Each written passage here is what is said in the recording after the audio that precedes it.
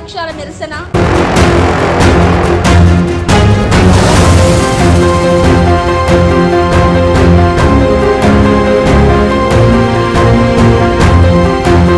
ఈ కార్యక్రమంలో సత్తివేడు తెలుగుదేశం అభ్యర్థి ఆదిమూలం ఆధ్వర్యంలో మౌన దీక్ష నిరసన కార్యక్రమం చేపట్టారు.